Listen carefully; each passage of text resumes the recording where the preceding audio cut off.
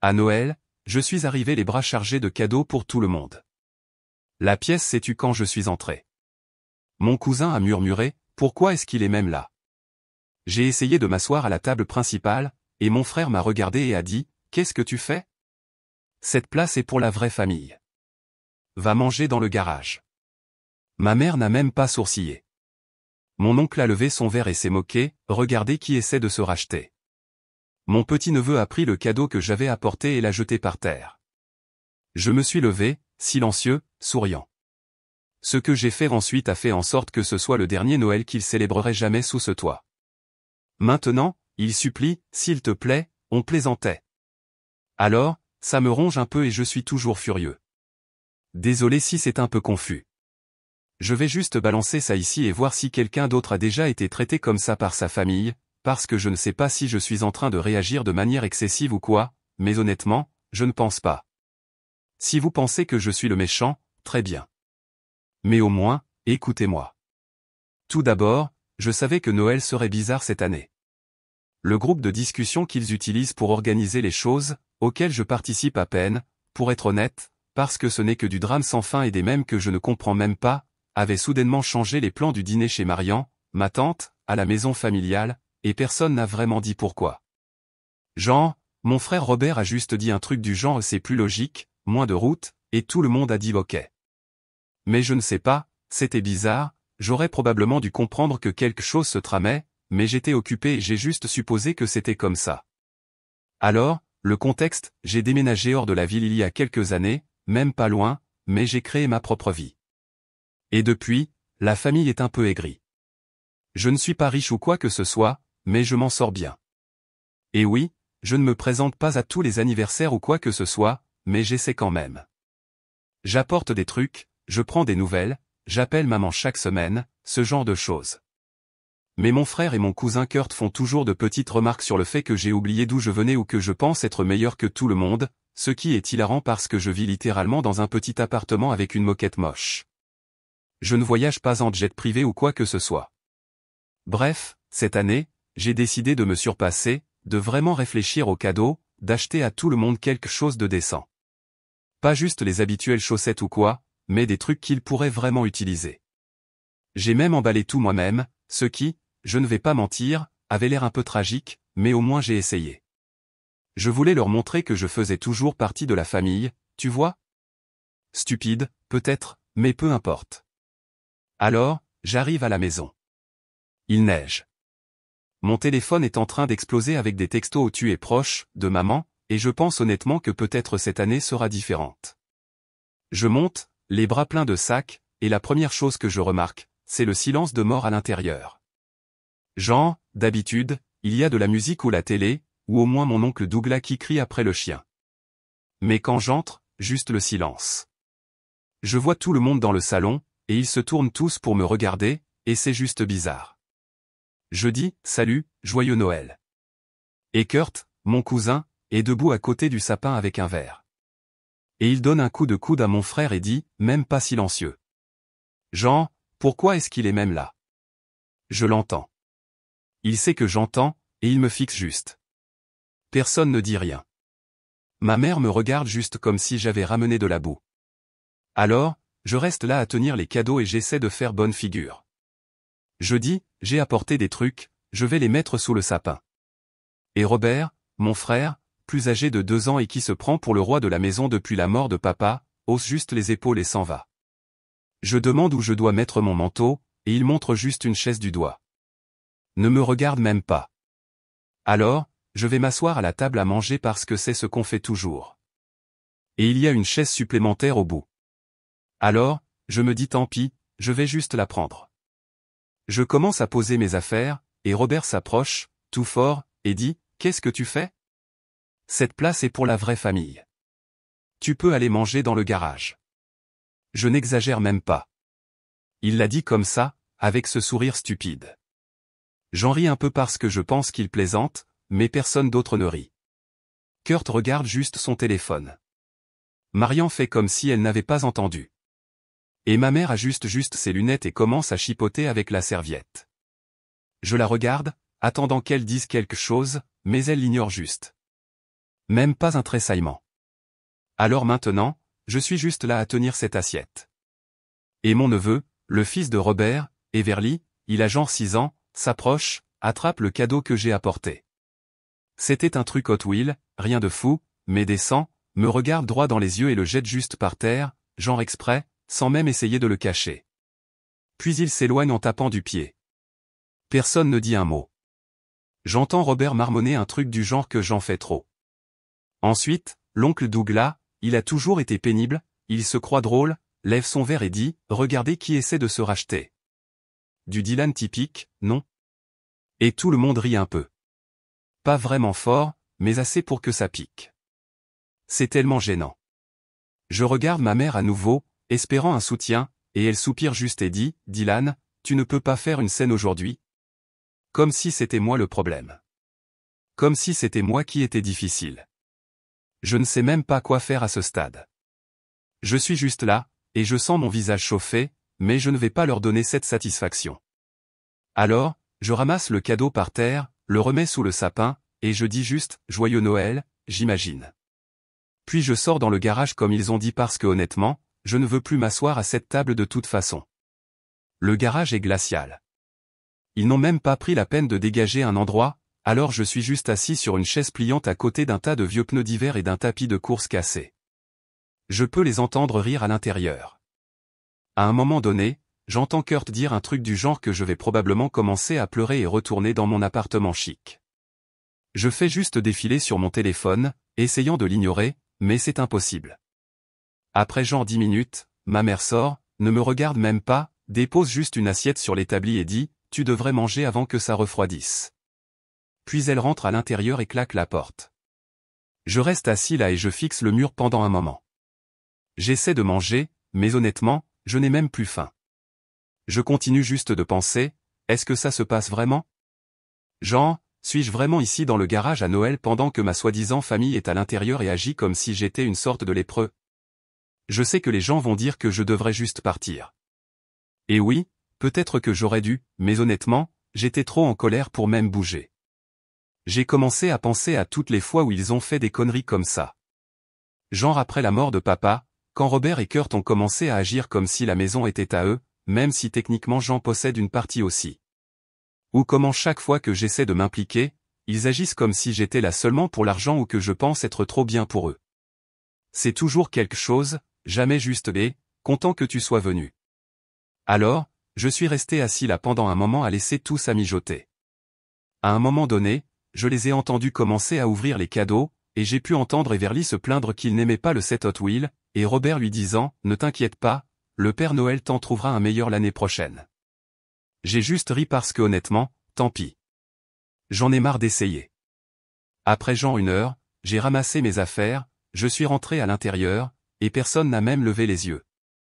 J'ai mis mon manteau, j'ai laissé le reste des cadeaux sous le sapin, et je suis juste sorti. Alors que je partais, l'oncle Douglas m'a crié « Fais attention à ne pas te prendre la porte. » Et j'ai juste continué à marcher. Je me suis assis dans ma voiture pendant un moment, à faire défiler les messages, et j'ai commencé à penser à quel point j'en ai marre de ça. Genre, je ne suis plus un gamin. Je n'ai pas à supporter ça. Et puis ça m'a frappé. Ils sont tellement à l'aise de me traiter comme de la merde parce qu'ils pensent que je vais juste continuer à l'accepter, mais je n'ai pas à le faire. J'ai réellement des options. Alors oui, je ne vais pas juste rester assis et les laisser me marcher dessus. J'en ai marre d'être le gentil. Ils veulent me traiter comme si je n'étais pas de la famille? Très bien. Voyons ce qu'ils en pensent quand je les traite de la même manière. J'ai quelques idées, et si vous pensez que je suis mesquin, je m'en fous. Parfois, il faut riposter. Je ferai une mise à jour si ça intéresse quelqu'un. Croyez-moi, ce n'est pas la fin. Mise à jour 1. Alors oui, c'est là que ça commence vraiment à devenir moche. Et je sais que certaines personnes ont dit dans les commentaires la dernière fois, laisse tomber, passe à autre chose, peu importe. Mais pour de vrai, si vous aviez vu la façon dont ma famille a agi, vous seriez probablement en train de comploter aussi. Je suis juste content que les gens lisent ça parce que sinon, je me sentirais encore plus fou que je ne le suis déjà. Bref, voici comment ça s'est passé après ce désastre de Noël. Je me suis réveillé le lendemain matin dans mon appartement, pas du tout reposé, mon téléphone en train d'exploser à cause d'un groupe de discussion, mais ce ne sont que des mèmes stupides et des joyeuses fêtes de personnes que je connais à peine. Rien de la famille. Pas un seul message, même pas un « j'espère que tu es bien rentré ». Je regarde juste l'écran pendant un moment, essayant de savoir si je devrais envoyer un texto à quelqu'un en premier, mais je n'en ai vraiment pas envie. Je finis juste par faire défiler TikTok pendant genre 1 heure d'affilée, en me déconnectant complètement. Je pense à appeler maman, je décide de ne pas me donner la peine. Ce qui me touche, c'est quand je finis par envoyer un texto à maman, juste un simple « et, tu voulais que je ramène quelque chose pour le nouvel an ?»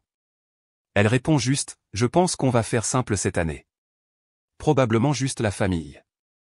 Comme si je n'étais pas de la famille. Je reste juste assis là à le relire encore et encore, ne sachant même pas quoi dire. Alors, j'envoie un texto à Robert et je lui demande s'il veut parler. Il me laisse en lu. Classique. Je commence à penser à toutes les fois où ils ont fait ça. Pas seulement les trucs passifs, mais des vrais trucs. Genre après la mort de papa, quand Robert et Kurt ont essentiellement pris le contrôle de la maison et ont commencé à prendre des décisions comme si c'était la leur. Mais le truc, c'est que je possède littéralement un tiers de cette maison. Papa nous l'a légué à parts égales. Mais comme j'ai déménagé, et qu'ils ne l'ont jamais fait, ils ont juste agi comme si c'était la leur par défaut. Je continue de payer ma part de la taxe foncière chaque année.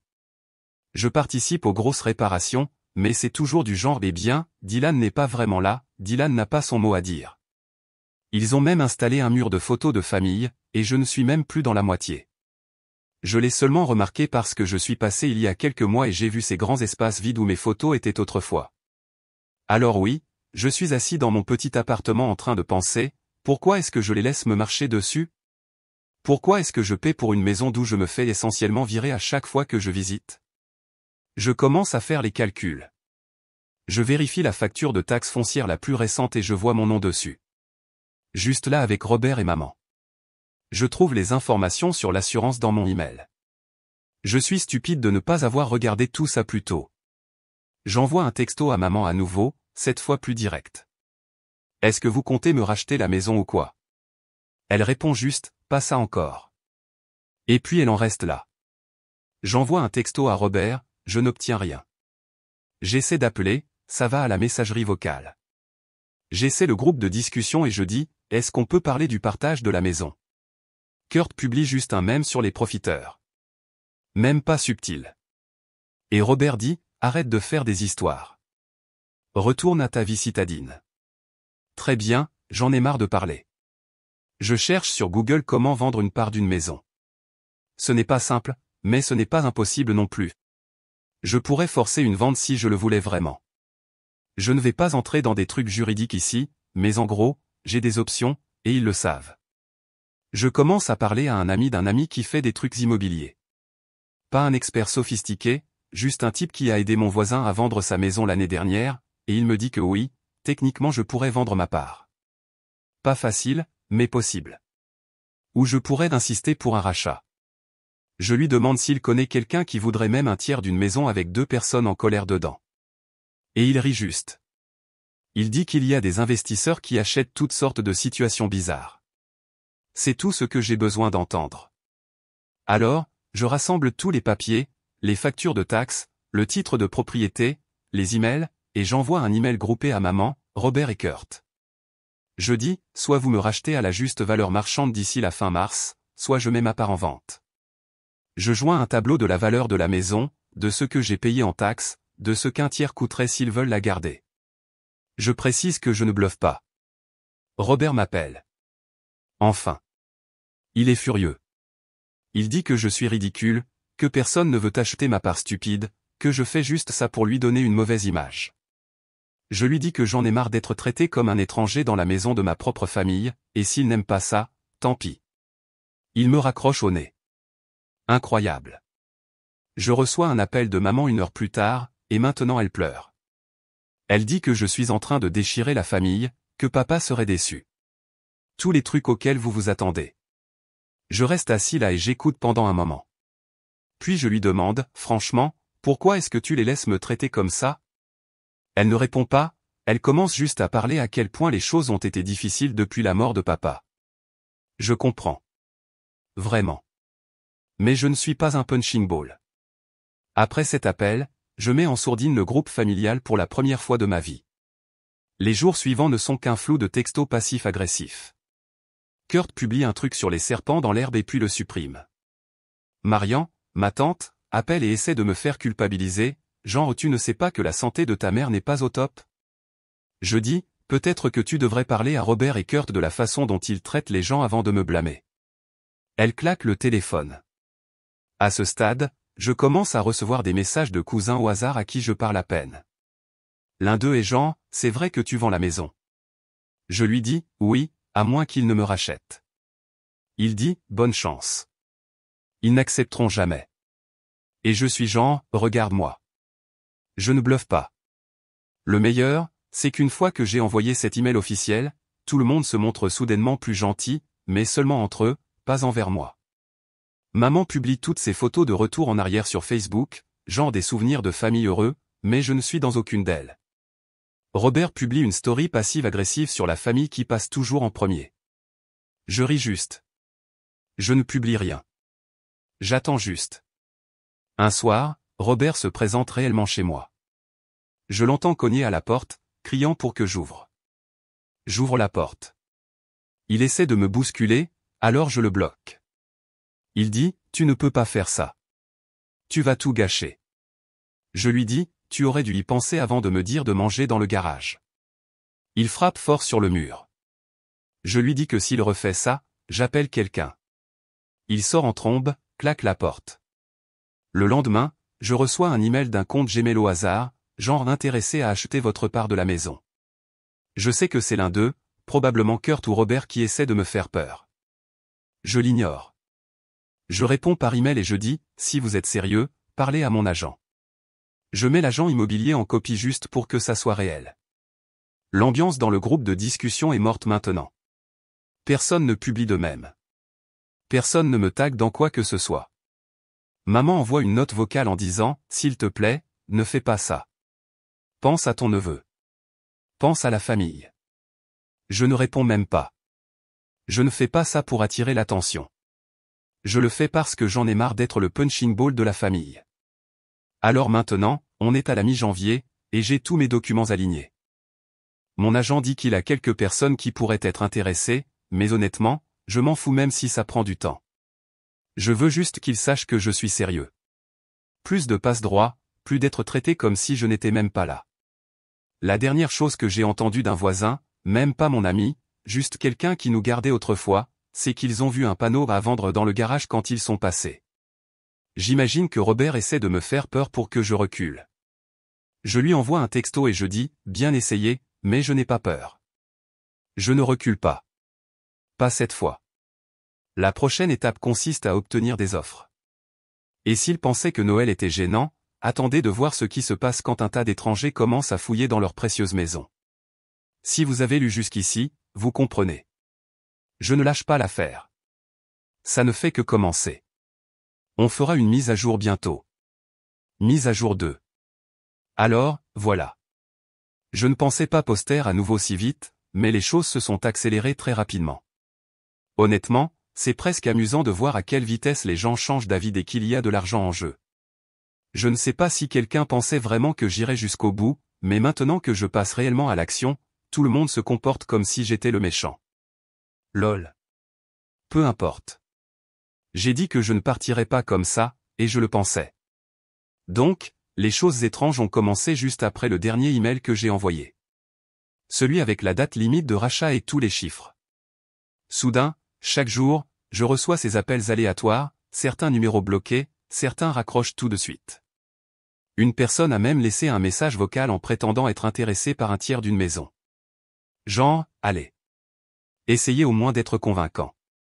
Je sais que c'est Kurt ou un de ses potes qui essaie de me manipuler, mais je ne réponds même pas. Je ne suis pas stupide. Ce qui m'a vraiment pris au dépourvu, c'est de voir le Facebook de maman. Elle n'a jamais été très présente sur les réseaux sociaux, mais maintenant elle publie ses vieilles photos de famille, comme des souvenirs de quand nous étions tous enfants à la maison, avec des légendes comme « tellement reconnaissante pour ma famille ». Nous restons soudés à travers tout. Robert commente avec des cœurs et « je ne pourrais pas demander une meilleure famille ». Et je ne suis tagué sur rien de tout ça. Tout ça c'est pour la façade, mais je ne vais pas mentir, ça pique un peu. Peu importe. La deuxième semaine de janvier, la discussion de groupe est une ville fantôme.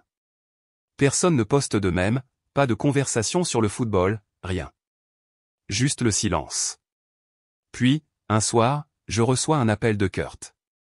Il a clairement bu, il divague sur le fait que je suis en train de détruire la seule chose qui comptait pour papa et que je devrais juste prendre le chemin le plus noble et laisser tomber. Je lui dis que je parlerai quand il sera sobre et je raccroche. Il m'envoie quand même un mur de messages de colère. Je le mets juste en sourdine. Pendant ce temps, mon agent avance réellement. Ce n'est pas comme s'il y avait une file d'attente à la porte, mais il y a des gens qui achèteront des parts bizarres de maisons familiales, surtout si l'emplacement est correct. Je lui dis d'aller de l'avant et de programmer des visites juste pour secouer les choses. Il dit, d'accord, mais m'avertit que ça pourrait mal tourner. Je lui réponds, c'est l'idée. Puis, sorti de nulle part, maman m'appelle en pleurant à nouveau. Elle dit des trucs comme, comment peux-tu faire ça? Et Everly, mon neveu? Qu'est-ce que je suis censé lui dire? Je réponds, peut-être que tu devrais dire à Everly de ne plus jeter les cadeaux par terre la prochaine fois. Elle reste silencieuse, puis me demande si je vais vraiment expulser ma propre famille de sa maison. Je lui dis, je n'expulse personne. Ils peuvent racheter ma part s'ils veulent rester. Elle raccroche sans dire au revoir. Le lendemain, je reçois un texto de Robert. Enfin. Pas juste un mur d'insultes. Il dit qu'ils ont parlé à quelqu'un pour me racheter, mais le prix que j'ai donné était exorbitant et qu'ils ne pourraient jamais réunir une telle somme. Je lui dis que c'est littéralement juste la valeur de l'endroit divisé par 3. Et s'il pense que je vais lui accorder une réduction après la façon dont ils m'ont traité, il est complètement fou. Il dit, peut-être que je vais juste te rendre la vie infernale si tu essaies de vendre.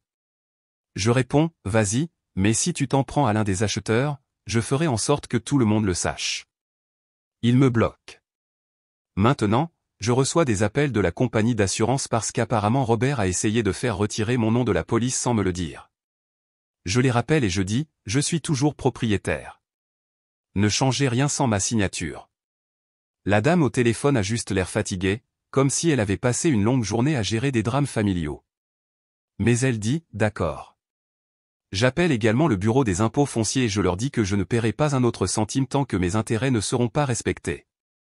Ils disent d'accord, mais m'avertissent que si la facture n'est pas payée, l'ensemble de la propriété sera grevé d'une hypothèque. Je dis que ce n'est pas mon problème. Je mets maman en copie de l'email. Avec tout ça, la famille commence à se disputer.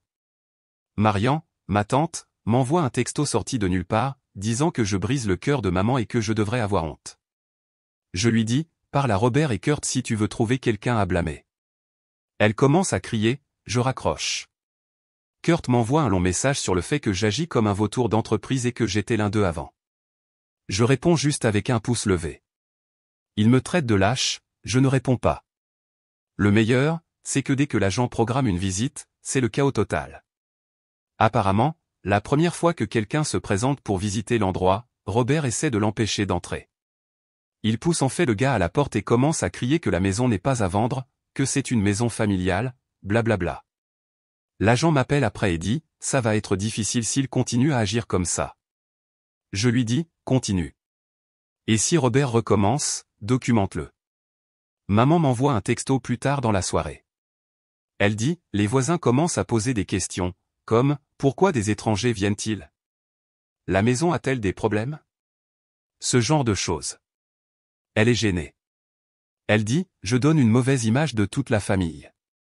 Je lui dis, peut-être devrais-tu en parler à ton autre fils. Pendant ce temps, Robert essaie de rentrer dans mon appartement à nouveau. Cette fois, il se contente de frapper à la porte en criant de le laisser entrer. J'ouvre la porte en entr'ouvrant. Il essaie de me dépasser, je le repousse. Il essaie de me frapper, rate son coup, frappe la porte, puis s'éloigne en tempêtant dans le couloir. Je ferme simplement la porte à clé et lui envoie un texto, bien essayé. Il ne répond pas. À ce stade, j'arrête également de payer les services publics de la maison. J'appelle et je fais retirer mon nom de tout ce que je peux. Gaz, eau, Wi-Fi. Je reçois un appel de maman quelques jours plus tard disant que le Wi-Fi ne fonctionne plus et qu'ils ne peuvent pas le faire réparer. Je lui dis que je ne paie plus pour ça. Bonne chance. Elle raccroche violemment. Je commence à entendre dire par un cousin que Robert et Kurt se disputent presque tous les jours maintenant. Apparemment, Robert veut me racheter, mais Kurt dit qu'il devrait juste m'attendre et que j'abandonnerai. Pendant ce temps, la maison tombe en ruine. L'évier de la cuisine fuit. La porte du garage ne se ferme pas complètement. Et maintenant, ils doivent payer la facture fiscale seuls pour la première fois depuis des années. Je me contente de m'asseoir et de regarder la discussion de groupe s'effondrer. Personne ne parle. Même maman ne publie plus ses étranges mises à jour Facebook. La goutte d'eau qui fait déborder le vase pour eux, c'est quand mon agent amène un autre acheteur. Cette fois, quelqu'un de sérieux. Pas juste des regards. Robert essaie de le bloquer à la porte à nouveau, mais ce type se contente de rire et dit « Allez-y, j'appellerai la police si vous tentez quoi que ce soit. » Maman se met à pleurer dans le couloir. Kurt claque une porte. Everly commence à crier à propos du Wi-Fi. Je reçois juste un texto de l'agent plus tard. Il dit qu'il pense que l'acheteur est toujours intéressé. Je lui dis « Bien. Continue à les faire venir. » Alors maintenant, toute la famille est en train de craquer. Robert m'envoie un dernier texto. Il dit « Tu as gagné. Dis-nous juste ce que tu veux. » Je réponds « Payez-moi ma part à la valeur du marché, sinon la maison est mise en vente. » Il ne répond pas. Je sais que certains diront que je suis brutal, mais honnêtement, ils ont eu toutes les chances de me traiter comme un être humain. Je leur ai donné plus d'avertissements que je n'aurais dû. Maintenant, ils ont ce qu'ils méritent. Et je n'en ai pas encore fini. Si vous êtes arrivé jusqu'ici, vous savez que je ne suis pas du genre à partir comme ça. La prochaine étape est celle des offres finales, et puis, eh bien, advienne que pourra.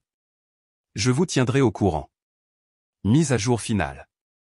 Alors ouais, je suis de retour. Ça va être la dernière mise à jour parce que honnêtement, je ne veux même pas leur donner plus d'espace dans ma tête, mais beaucoup de gens ont demandé ce qui s'est passé. Je suppose que je n'ai jamais pensé que ça irait aussi loin, mais bon. Nous y voilà. Il s'avère que si vous poussez quelqu'un assez longtemps, il finira par riposter plus fort. Alors en gros, après ce dernier bordel avec les acheteurs et l'agent, tout à la maison a en quelque sorte stagné. J'ai commencé à recevoir ces textos bizarres de Robert, genre, parlons-en juste en personne, ou, tu n'es pas obligé de passer à l'arme nucléaire. Je les ai ignorés pendant quelques jours juste pour voir s'ils feraient réellement quelque chose, mais évidemment rien n'a changé. C'était juste pour gagner du temps. J'ai continué à transmettre des trucs à mon agent, je lui ai dit, continue à faire visiter. Il m'a répondu, bien sûr, mais m'avertit que, honnêtement, l'ambiance familiale fait peur à la plupart des acheteurs. J'ai ri et je lui ai dit, j'ai juste besoin qu'il y en ait un qui accroche. Et pour être honnête, je savais que ce n'était qu'une question de temps avant que la pression ne les fasse craquer. Puis un après-midi, je reçois un appel de maman, qui pleure à nouveau, mais cette fois c'est différent. Elle ne joue même pas la carte de la culpabilité, elle est juste désespérée. Elle dit, on n'a pas les moyens, Dylan. Elle me dit que la facture d'impôt est arrivée. C'est plus que ce qu'elle attendait. Elle ne sait pas quoi faire. La cuisine fuit à nouveau. Everly est malade, et elle est fatiguée. Vraiment fatiguée, pas la fausse fatigue de Facebook. Je la laisse juste parler. Quand elle me demande si je veux bien reconsidérer, je lui dis juste, tu sais de quoi tu as besoin. Elle raccroche, sans claquer le téléphone cette fois. Le lendemain, je commence à recevoir à nouveau des textos de cousins au hasard, mais maintenant ils demandent si la maison est vraiment à vendre, comme s'ils pouvaient peut-être faire une offre. Je leur dis, bien sûr, s'ils peuvent s'aligner sur le prix du marché. Personne ne peut, évidemment. Robert essaie de m'appeler 5 fois de suite. Je finis par décrocher, et il est juste enragé. Il dit que je suis en train de tout gâcher, de les faire passer pour des idiots, que je devrais avoir honte. Je lui dis que ce n'est pas moi qui ai dit à mon propre frère de manger dans le garage. Il me traite de connard et raccroche. Le véritable changement se produit une semaine plus tard. Mon agent dit qu'il a une offre sérieuse. Pas le premier gars, mais quelqu'un d'autre qui est réellement intéressé à racheter ma part et à négocier avec le reste de la famille pour le reste de la maison. Je lui dis, fais-le. Il me répond, d'accord, mais ta famille va paniquer. Je réponds, il panique déjà. On y va. Je reçois un texto de groupe de Kurt. Tout en majuscule, ne fais pas ça. Parlons-en. On va trouver une solution. Je l'ignore. Marian m'appelle et me laisse un message vocal, où elle se contente de hurler que je suis en train de briser la famille. Je le mets sur haut-parleur juste pour entendre le chien aboyer en arrière-plan, puis je le supprime. Puis le processus immobilier commence pour de vrai. Je signe les papiers. L'agent s'occupe du reste. Je me présente à la maison avec l'agent et un acheteur un samedi matin. Robert essaie de bloquer la porte, commence à crier. Je me contente de me tenir là, les bras croisés. L'agent lui dit, ça va se faire que vous le vouliez ou non. Kurt essaie de me dépasser dans le couloir. Je reste sur mes gardes. Il me donne un coup d'épaule et s'éloigne. Maman est dans la cuisine en train de pleurer. Everly joue à des jeux sur un téléphone dans le salon. Sans même lever les yeux. Personne ne parle. C'est la sensation la plus étrange que j'ai jamais ressentie dans cette maison, et honnêtement, je m'en fous. L'acheteur se promène, vérifie le garage, discute du quartier. J'entends Kurt et Robert se disputer dans la pièce d'à accent grave côté. Kurt claque un placard. Robert crie à Everly de descendre des meubles. Maman est juste assise à la table. Ne veut pas me regarder. L'agent dit, nous avons terminé ici. Et nous partons. Quelques jours plus tard, l'offre est acceptée. Ce n'est pas autant que ce que j'espérais, mais c'est juste. J'accepte. L'agent appelle et dit, félicitations, vous êtes sorti. Je lui réponds, merci. Envoyez le chèque. Je reçois l'argent une semaine plus tard. La discussion de groupe est morte. Pas même un texto de maman. J'ai entendu dire par un voisin que le panneau « à vendre » avait été posé pour toute la maison après ça. Je suppose que l'acheteur ne voulait pas partager avec Robert et Kurt. Quelques semaines plus tard, je passe en voiture juste pour voir. Camion de déménagement dans l'allée. Des cartons partout. Kurt essaie de faire passer un matelas à travers la porte. Robert lui crie dessus. La voiture de Marian est garée en double fil. Everly court dans le jardin. Maman est juste assise sur le porche à regarder. Je ne m'arrête pas. Je continue juste mon chemin. C'était bizarre, mais pas triste. Plutôt un soulagement. Depuis, j'ai reçu quelques emails de maman. Surtout des « s'il te plaît, parle-nous ». Peut-on se rencontrer? Peut-on arranger ça? Je n'ai pas répondu. Kurt m'a envoyé un texto il y a 2 nuits. Il disait juste « t'es content maintenant ?» Je n'ai pas répondu. Robert n'a pas dit un seul mot. Marian a apparemment dit à tout le monde que j'avais trahi la famille, ce qui est hilarant parce qu'elle essaie de convaincre maman d'emménager avec elle depuis des années. Alors ouais, c'est tout. Pas de grand moment de réconciliation. J'ai eu ma part. Ils ont perdu la maison. Tout le monde est dispersé. J'ai entendu dire que Robert louait un appartement avec Kurt dans la banlieue. Maman squatte chez Marian pour l'instant. Je ne sais pas ce qui se passera à Noël prochain, mais je sais que je ne serai pas là. Si vous lisez ça en pensant que je suis allé trop loin, je ne sais pas, peut-être que oui, mais je ne suis pas désolé. On ne peut pas abattre quelqu'un autant de fois avant qu'il ne riposte. Ils sont livrés à eux-mêmes maintenant. Je suis sorti. Merci d'avoir lu. J'espère que vos familles sont meilleures que la mienne.